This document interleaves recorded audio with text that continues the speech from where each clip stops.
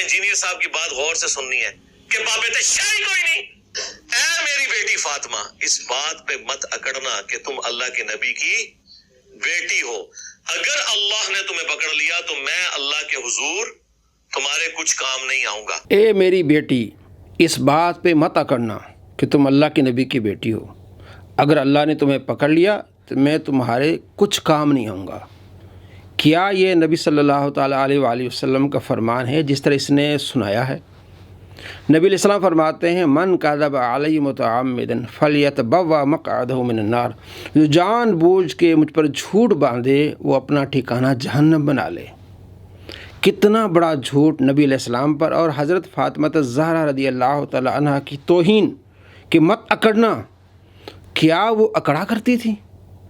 اس نے حدیث دکھائی ہے مسلم سے 504، آپ دیکھ لیں۔ آپ علیہ السلام فرماتے ہیں یا فاطمہ تو بنت رسول اللہ صلی اللہ علیہ وسلم سلینی ما شئتی، اے فاطمہ اللہ کے رسول کی بیٹی، سوال جو کرنا ہے مجھ سے کر لے۔ لا اغنی عنکی من اللہ شیئا، میں اللہ سے تمہیں بے پرواہ نہیں کرتا۔ یہ نہیں کہ اللہ نے تمہیں پکڑ لیا میں تمہیں چھڑا نہیں سکتا۔ کتنا بڑا فرق ہے کہ میں تمہیں اللہ سے بے پرواہ نہیں کرتا۔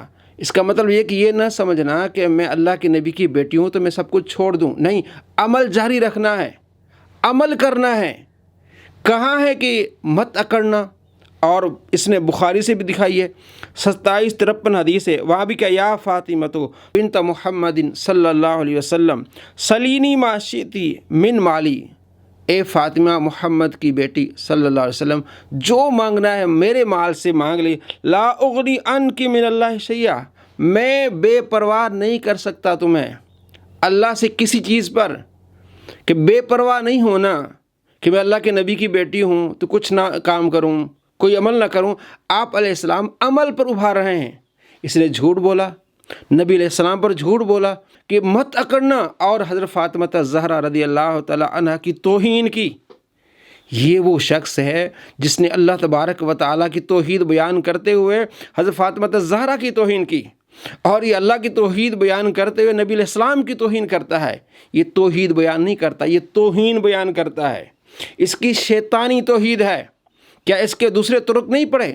دوسرے طرق میں یہ ہے، مسلم اس سے پہلے حدیث 501، آپ علیہ السلام فرماتے ہیں غیر ان لکم رحمن، ہاں میرا تم سے ایک صلہ رحمی کا معاملہ ہوگا، سأبللھا ببلالھا، ہاں اس کا تمہیں صلہ ملے گا، تلچھٹ ملے گی، اس کے تمہیں ایک راحت ملے گی، یعنی میری رشتہ داری کی وجہ سے تمہیں سکون ملے گا، تمہیں برکتیں ملیں گی۔ ترمذی شریف میں حدیث ہے 2438، آپ علیہ السلام فرماتے ہیں یدخل جنت بشفاعت رجل من امتی اکثر من بنی تمیم، ایک میرے بندے کی شفاعت کی وجہ سے بنی تمیم کے قبیلے کے زیادہ لوگ، اس سے یعنی اس قبیلے سے زیادہ لوگ جنت میں داخل ہو جائیں گے، ایک بندے کی شفاعت کے سبب۔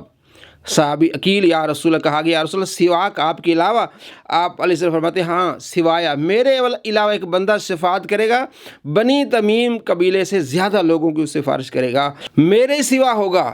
یعنی آپ علیہ السلام فرماتے ہیں کہ میرے علاوہ ایک بندہ ایسا ہوگا کہ بنی تمیم کے قبیلے سے زیادہ لوگوں کی سفارش کرے گا اور وہ جنت میں جائیں گے، اور فاطمہ کچھ نہیں کریں گی۔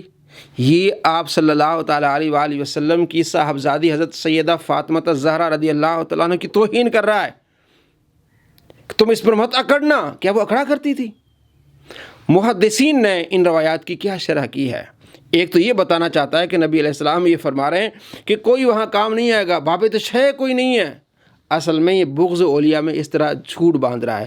بغض اولیاء میں آ گیا جس میں اللہ تبارک و تعالیٰ فرماتا بخاری میں کہ من عادی لی ولی فقد آذنتہ بالحرب، جس نے میرے کسی ولی سے عداوت رکھی اسے میرا اعلان جنگ ہے، اس سے میرا اعلان جنگ ہے۔ تو اس طرح اعلان جنگ کر رہا ہے اور ذلیل ہو رہا ہے۔ کس طرح سید کائنات فاطمہ الزہرا رضی اللہ تعالیٰ عنہا کی توہین کر رہا ہے اور شیطانی توحید بیان کر رہا ہے۔ محدثین اسی روایت کے بارے میں کیا کہتے ہیں؟ مسلم شریف جو حدیث ہے کہ نبی علیہ السلام فرماتے ہیں کہ اے فاطمہ تم اپنی جان کو دوزخ کی آگ سے بچاؤ، البتہ میرا تمہارے ساتھ رحم کا رشتہ ہے، جو مسلم میں 501 ہے، اور میں ان قریب اس کی تراوٹ تم کو پہنچاؤں گا۔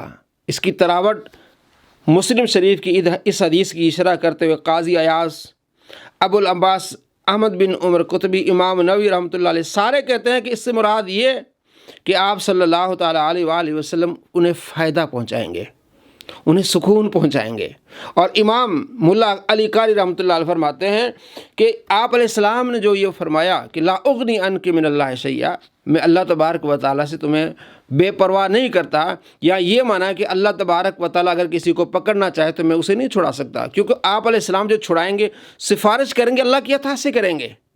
اللہ تبارک و تعالیٰ نے آپ علیہ السلام کو یہ شان عطا فرمائی ہے، اور آپ کے سبب سے آپ کے صحابہ، تابعین، محدثین، علماء، یہاں تک کہ چھوٹے بچے بھی سفارش کریں گے، قرآن سفارش کرے گا، روزہ سفارش کرے گا۔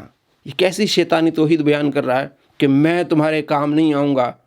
کیا محدثین کہتے ہیں، دیکھیے ملا علی قاری رحمۃ اللہ فرماتے ہیں اگر اللہ تمہیں عذاب دینا چاہے تو میں تم سے اللہ کے عذاب کو بالکل دور نہیں کر سکتا، اور اس میں اللہ تعالیٰ کی توحید کا بیان ہے، اور رسول اللہ صلی اللہ تعالیٰ علیہ وآلہ وسلم ہر چند کے مسلمانوں کو اپنی شفاعت سے نفع پہنچائیں گے، کیونکہ آپ صلی اللہ تعالیٰ علیہ وآلہ وسلم شفاعت کریں گے اور آپ کی شفاعت قبول کی جائے گی، لیکن آپ نے یہاں مطلق نفع رسانی سے منع فرمایا تاکہ انہیں عذاب سے ڈرائیں۔ مقصد یہ تھا کہ انہیں عذاب سے ڈرائیں کہ وہ صرف شفاعت پر تکیہ نہ کر لیں، عذاب سے ڈرائیں وہ صرف شفاعت پر تکیہ نہ کر لیں، اور ان کو آخرت کے لیے کوشش کی ترغیب دیں، آخرت کی کوشش کی ترغیب دیں۔ اور فرمایا میرا تمہارے ساتھ رحم کا تعلق ہے، میں عنقریب صلہ رحمی کروں گا، یعنی میں اپنے قرابت داروں کے ساتھ قرابت کی وجہ سے نیکی اور احسان کروں گا۔ یہ علامہ ملا علی قاری رحمۃ اللہ فرماتے ہیں کہ آپ علیہ السلام نے ڈرا رہے ہیں اور فرما رہے ہیں کہ عمل میں سستی نہیں کرنی، عمل میں آگے بڑھنا ہے۔ اور شیخ عبدالحق محدث دہلوی رحمۃ اللہ علیہ اس کی شرح کرتے لکھتے ہیں اس کا معنی یہ ہے کہ چونکہ مجھ پر تمہارے رحم اور قرابت کا حق ہے، میں اس کی طریق سے اس کو تر کروں گا اور صلہ احسان کا پانی چھڑکوں گا۔ اس حدیث میں بہت زیادہ مبالغہ کے ساتھ ڈرایا گیا ہے، اور نبی صلی اللہ تعالیٰ علیہ وآلہ وسلم کی شفاعت اس امت کے گناہ گاروں کے لیے بھی موجود ہوگی، چاہے جائے کہ اپنے اقربا اور خویشان کے لیے۔ یعنی جب آپ علیہ السلام کی شفاعت عام مسلمانوں کے لیے ہے تو اپنے رشتہ داروں کے لیے شفاعت کیوں نہیں ہوگی؟ آپ یہ عذاب سے ڈرا رہے ہیں، عمل پر ابھار رہے ہیں، اور احادیث سے ان کے حق میں شفاعت ثابت ہے۔ اس کے بعد اللہ تبارک و تعالیٰ کی بے نیازی کا خوف باقی ہے۔ اب فرماتے ہیں اللہ تبارک و تعالیٰ کی بے نیازی اور خوف دلا رہے ہیں آپ علیہ السلام کہ اگر اللہ نے آپ کو پکڑ لیا تو میں اللہ کے مقابلے میں آ کے نہیں تمہیں چھڑاؤں گا، تم اللہ تبارک و تعالیٰ کی عبادت میں آگے جاؤ۔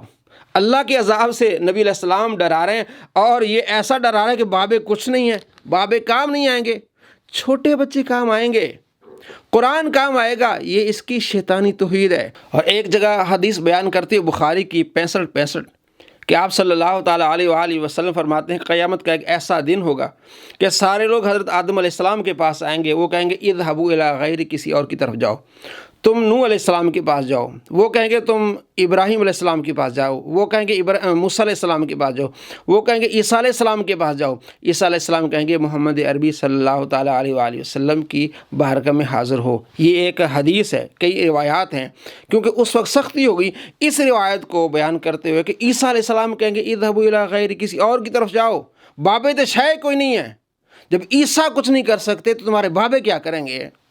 یہ شیطانی توحید ہے۔ قیامت کے کئی پورشن ہوں گے، ایک ایسا حصہ ہوگا جس میں اللہ تبارک و تعالیٰ بہت زیادہ ناراض ہوگا، کوئی بھی اللہ تبارک و تعالیٰ کی بارگاہ میں جانے سے ڈرے گا۔ پھر آپ صلی اللہ تعالیٰ علیہ وآلہ وسلم شفاعت کریں گے، اور یہ شفاعت کبریٰ اس کو کہتے ہیں۔ نبی علیہ السلام جب شفاعت کریں گے تو اس کے بعد مسلمان ایک دوسرے کی شفاعت کریں گے، پھر قرآن شفاعت کرے گا، پھر بچے شفاعت کریں گے، پھر صحابہ شفاعت کریں گے۔ یہ احادیث ہیں۔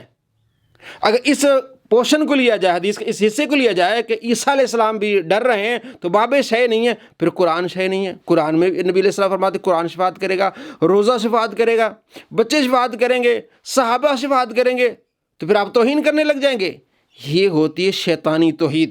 یہ جو حدیث ہے بخاری کی 65 یہ اس واقعے کی طرف اشارہ ہے، شروع میں جب اللہ تبارک و تعالیٰ ناراض ہوگا، اور جب یہ سفارش کا دروازہ کھلے گا۔ نسائی میں حدیث ہے، حضرت ابو سعید خدری رضی اللہ تعالیٰ فرماتے ہیں کہ میں نے رسول اللہ صلی اللہ تعالیٰ علیہ وآلہ وسلم کو فرماتے سنا، تم دنیا میں اپنے حق کی خاطر اتنا نہیں جھگڑتے جتنا جھگڑا مومن اپنے رب تبارک و تعالیٰ سے اپنے مسلمان بھائیوں کے بارے میں کریں گے۔ جو آگ میں داخل کیے جائیں گے، مسلمان اللہ تبارک و تعالیٰ کی بارگاہ میں جھگڑا کریں گے کہ اللہ ان کو بخش دے۔ وہ مومن کہیں گے اے ہمارے رب، یہ ہمارے وہ مسلمان بھائی ہیں جو ہمارے ساتھ نمازیں پڑھتے تھے، کہتے بابے ہے کو نہیں، نمازی ایک دوسرے کو نکالیں گے، روزے رکھتے تھے، حج کرتے تھے، تو ان کو آگ میں ڈال دیا تو نے اس کو۔ اللہ تبارک و تعالیٰ کی بارگاہ میں جھگڑیں گے، نمازی جھگڑیں گے، کہتے بابے ہے کوئی نہیں۔ اور ایک جگہ کہتا ہے فاطمہ الزہرا رضی اللہ تعالیٰ عنہ کی یہ حال ہے کہ فاطمہ میں تمہیں بچا نہیں سکتا، تو رابعہ بصری ہے کوئی نہیں۔ یہ شیطانی توحید ہے۔ اب حدیث دیکھیں، صحیح حدیث کیا ہے؟ آپ صلی اللہ تعالیٰ علیہ وآلہ فرماتے ہیں مومن جھگڑیں گے جس طرح تم ایک دوسرے کے معاملے پر جھگڑتے ہو، ایک دوسرے سے کوئی چیز لیتے ہو، اس سے زیادہ جھگڑیں گے کہ اللہ مسلمان یہ میرا بھائی ہے، میرے ساتھ اس نے حج کیا، میرے ساتھ اس نے روزہ رکھا ہے، اس کو تو نے آگ میں کیوں ڈالا ہے؟ اللہ تبارک و تعالیٰ فرمائے گا جاؤ جنہیں تم پہچانتے ہو ان کو نکال لے آؤ۔ وہ جائیں گے اور ان کو ان کی صورتوں سے پہچانیں گے، ان میں سے کسی کو نصف پنڈلیوں تک آگ لگی ہوگی، کسی کو ٹخنوں تک، وہ ان کو نکال لائیں گے اور کہیں گے اے ہمارے رب، جن کے بارے میں تو نے فرمایا تھا وہ تو ہم نے نکال لیے۔ اللہ تبارک و تعالیٰ فرمائے گا ان کو بھی نکالو جن کے دل میں 1 دینار کے برابر بھی ایمان ہے۔ پھر فرمائے گا ان کو بھی نکالو جن کے دل میں نصف دینار کے برابر بھی ایمان ہے، حتیٰ کہ فرمائے گا ان کو بھی نکالو جن کے دل میں ذرہ برابر بھی ایمان ہے۔ کہتے بابے ہے کوئی نہیں ہے۔ یہ شیطانی توحید ہے دوستو، شیطانی توحید، گستاخی والی توحید۔ آگے دیکھیں کس طرح قرآن شفاعت کر رہا ہے، کس طرح روزہ شفاعت کر رہا ہے۔ مسلم میں حدیث ہے 1874، حضرت ابو امامہ باہری رضی اللہ تعالیٰ عنہ نے حدیث بیان کی، انہوں نے کہا کہ میں نے رسول اللہ صلی اللہ تعالیٰ علیہ وآلہ وسلم کی فرماتے سنا قرآن پڑھا کرو، کیونکہ وہ قیامت کے دن اصحاب قرآن یعنی حفظ و قرات اور عمل کرنے والوں کا سفارشی بن کر آئے گا۔ قرآن سفارشی بن کر آئے گا، یہ کہتے ہیں بابے ہے کوئی نہیں۔ اور مسلم حدیث 1876 کہ حضرت نواس بن سمان کلابی رضی اللہ کہتے ہیں کہ میں نے رسول اللہ صلی اللہ تعالیٰ علیہ وآلہ وسلم کو فرماتے سنا قیامت کے دن قرآن اور قرآن والے ایسے لوگوں کو لایا جائے گا جو اس پر عمل کرتے تھے، سورہ بقرہ اور سورہ آل عمران ان کے آگے آگے ہوں گی۔ اور حدیث پاک میں کہ وہ اپنے صاحب یعنی صحبت میں رہنے والے کی طرف سے مدافعت کریں گی، ان کی سفارش کریں گی، ان کو عذاب سے بچائیں گی۔ قرآن، روزے، نماز، قیامت کے دن قرآن کس طرح سفارش کرے گا؟ مشکوٰۃ المصابیح میں حدیث ہے 1963، حضرت عبداللہ بن عمر رضی اللہ تعالیٰ یاد کرتے ہیں کہ رسول اللہ صلی اللہ تعالیٰ علیہ وآلہ فرمایا روزہ اور قرآن بندے کے لیے سفارش کریں گے۔ صحیح روایت ہے۔ آگے چلیے، فوت شدہ بچے، مسلم حدیث ہے 2635 کے آپ صلی اللہ تعالیٰ علیہ وآلہ وسلم فرماتے ہیں جو چھوٹے بچے ہیں وہ اپنے والدین کو پکڑ کے جنت میں لے جائیں گے۔ یعنی یہ کہاں پھر رہا ہے، یہ کیسی تبلیغ کر رہا ہے؟ آگے آپ کو کثیر تعداد میں روایات ملیں گی کہ شہید کس طرح مسلمانوں کی سفارش کریں گے۔ آپ علیہ السلام کا فرمان ہے کہ شہید 70 رشتہ داروں کی شفاعت کرے گا۔ ترمذی میں حدیث 1663، شہید سفارش کر رہے ہیں، بچے سفارش کر رہے ہیں، عام نمازی سفارش کر رہے ہیں، روزے دار ایک دوسرے کی سفارش کر رہے ہیں، حاجی ایک دوسرے کی سفارش کر رہے ہیں، چھوٹے بچے، قرآن، یہ سارے سفارش کر رہے ہیں۔ لیکن حضرت فاطمہ الزہرا رضی اللہ عنہ کام نہیں آئیں گی۔ یہ توحید نہیں، یہ توہین ہے۔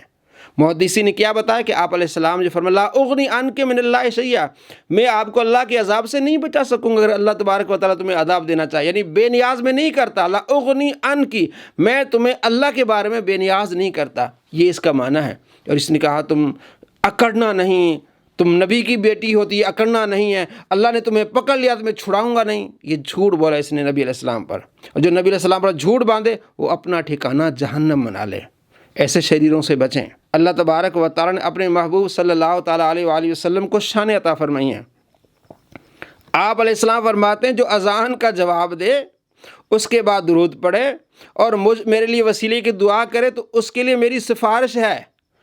جو اذان کا جواب دے اس کے لیے سفارش ہے، اپنی بیٹی کے لیے نہیں ہوگی۔ غور کریں، ایسے شریروں سے بچیں، اپنے ایمان کی حفاظت فرمائیں۔ السلام علیکم ورحمۃ اللہ وبرکاتہ۔